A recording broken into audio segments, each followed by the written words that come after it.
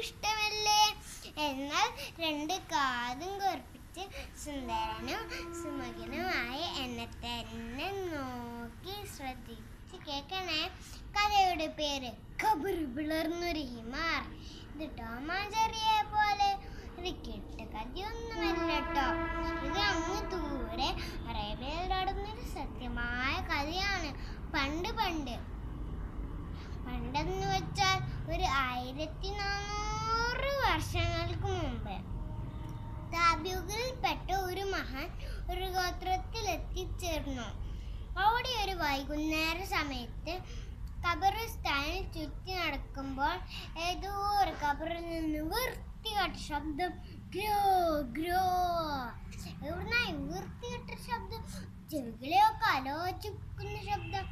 ഒരുപാട് നോക്കിയപ്പോഴത് ഞെട്ടിക്കുന്നൊരു കാഴ്ച. ഏതോ ഒരു ഖബറിൽ നിന്ന് ഒരു ഖബറിൽ പിളർന്നൊരു ഹിമാർ ഉയർന്നു വരുന്നു. ഹിമാർ എന്ന് വെച്ചാൽ എല്ലാവർക്കും അറിയില്ലേ? അതന്നെ, കഴുത. ഉടൽ മനുഷ്യന്റെ രൂപത്തിലും തല ഹിമാറിന്റെ രൂപത്തിലും ഉള്ള ഒരാൾ ഖബറിൽ നിന്ന് ഉയർന്നു വരുന്നു. ഇതിന്റെ സത്യം അറിയാൻ അയൽ നാട്ടുകാരനോടൊക്കെ ചോദിച്ചു. നാട്ടുകാർ പറഞ്ഞത് അവനൊരു മദ്യപാനിയായിരുന്നു. അവനെ ഉമ്മ ഉപദേശിച്ചു പറഞ്ഞു, മോനെ, നീ കള്ളു കുടിക്കരുത്. കള്ളു കുടിക്കൽ ഹറാമാണ്. കള്ളു കുടിക്കൽ അല്ലാഹുവിന് ഇഷ്ടമില്ലാത്ത കാര്യമാണ്. അല്ലാഹുവിനെ ഭയപ്പെട്ട് ജീവിക്കണം. ഇങ്ങനെ പറഞ്ഞ് ഉമ്മ അവനെ ഉപദേശിച്ചു. കൈതേ പോലെ പൊലമുക്കൊണ്ടിരിക്കുകയാണ് ഇവിടെ. ഇങ്ങനെ പറഞ്ഞ് അവൻ ഉമ്മയോട് കയർത്തു.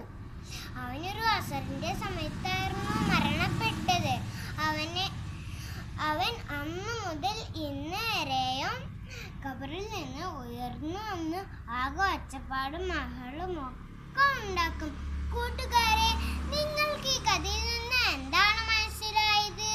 ഉമ്മയോട് ചേർന്ന പോലും പറയരുതെന്ന് പഠിപ്പിച്ച നബി സല്ലല്ലാഹു അലൈഹി വസല്ലമ തങ്ങളുടെ ഉമ്മത്താണ് നമ്മൾ. ഉമ്മയെയും ഉപ്പയെയും സ്നേഹിക്കുകയും ബഹുമാനിക്കുകയും അനുസരിക്കുകയും വേണം. ഇതുപോലെ നമ്മൾ നബി സല്ലല്ലാഹു അലൈഹി വസല്ലമ തങ്ങളെയും സ്നേഹിക്കണം.